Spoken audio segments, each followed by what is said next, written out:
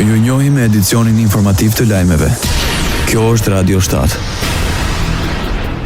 Kuvendi i Kosovës me 90 vota pro dhe 1 kundër miratoi rezolutën për mbrojtjen e shkrerëve të UÇK-s. Miratimi i rezolutës është vendimi i parë i legjislaturës së 10 pas konstituimit të organit ligjvënës një ditë më parë.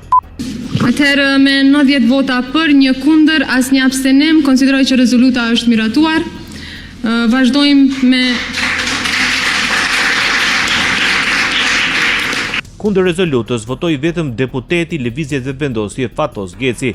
Para votimit, nga Lidhja Demokratike e Kosovës kërkuan që rezolutës të shtohet edhe një pikë përmes së cilës do të kërkojë zbardhje vrasjeve para dhe pas luftës, por kjo u kundërshtuar nga Partia Demokratike e Kosovës duke bërë që LDK të mos marrë pjesë në votim.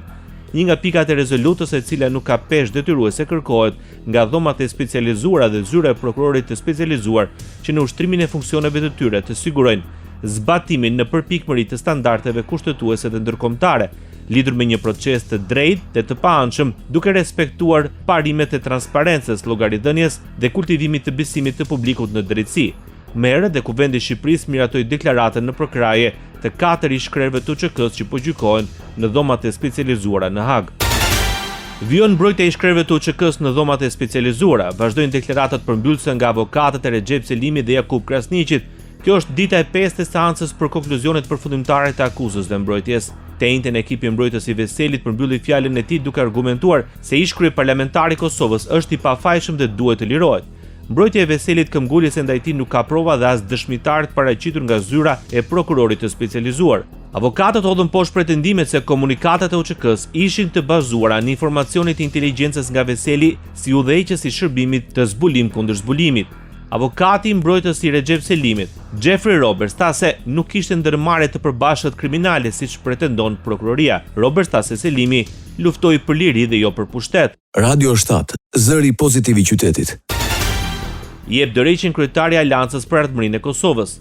Ramush Haradinaj i rënditi 3 arsyet kryesore e largimit nga drejtimi i partisë. Gjatësia dhe rezultati jo i mirë zgjedhor janë 2 nga arsyet që Haradinaj liston për mos kandidimin më në krye të këtij subjekti politik. Duhet i shërbej demokracisë dhe për faktin se në Aleancë ka njerëz të zot, shpresa dhe besimi im është që ata do ta ngrenë Aleancën në parti fituese, u shpreh Ramush Haradinaj pas largimit nga detyra. Në zgjedhjet e fundit Aleanca për Ardhmërinë e Kosovës fitoi 6 mandate deputetësh. Kryetari i Lëvizjes Besa në Maqedoninë e Veriut, Bilal Kasami, njoftoi shkarkimin nga detyra të kryesisë qendrore të partisë.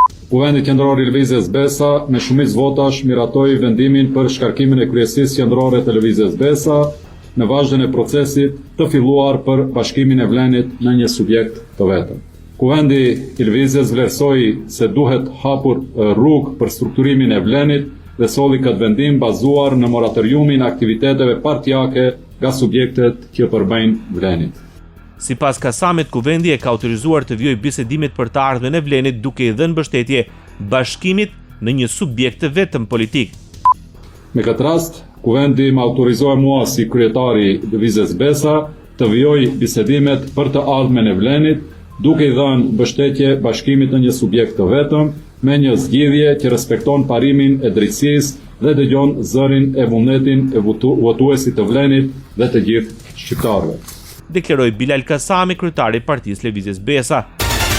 Shtetet e Bashkuara të Amerikës dhe Maqedonia e Veriut kanë arritur marrëveshje kornisë për tregti reciproke, korrekte dhe të balancuar për forcimin e marrëdhënieve dypalçe ekonomike, që do të sigurojë eksportuesve të dy vendeve qasje më të gjerë deri tek tregjet e të tjerëve. Duhet një deklaratë të shpërndar nga Shtëpia e Bardhë.